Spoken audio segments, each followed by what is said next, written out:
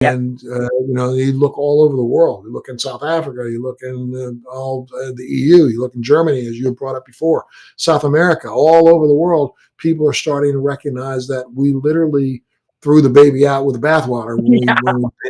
when we banned hemp and the research that could have been done on it in the last 30, 40 years. And research is still being done. I know that several European auto manufacturing companies have been looking at hemp-based plastics Oh yeah. to replace some of the plastics that they use inside of automobiles. Mhm. And we look at what's going on around the world, where from Israel to all over the world, we're replacing some of these pharmaceuticals for geriatric drugs, replacing them by hemp-based drugs. Oh, So, I absolutely. mean, put your crystal ball on. What do you think is going to happen in the next couple of years? I I mean, this whole presidential change, I think, is a real standing point for the future history of what's going on. So I think that there's a lot of things that I probably couldn't judge without a little bit more political knowledge. But on an international scale, what I see is a lot of striving to integrate this into their societies because everyone's desperate for an alternative economic cycle.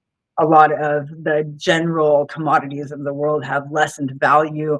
The American dollar has lessened value. And so this really brings a lot of hope to people. So I feel that it gives space for innovation. But when you just mentioned hemp plastic, I have to remind the world that hemp plastic lasts longer than normal plastic. So if you were to innovate But a it is ton of hemp also plastic products, biodegradable. yeah, it's not biodegrading. So if you were Oh, to innovate poorly designed products that are going to end up in landfill, it's just filling up more space. It's not a cure-all, catch-all to trying to believe that a petroleum byproduct plastic is going to be lesser or more than at this point. We've drilled the oil drills. You've made the holes. The earth has, accepted that damage and allowed us to continue. So at this point in time, I really feel that people such as yourself, I think, are changing history when you're giving a voice to the people that have advocated for over 20 years that have.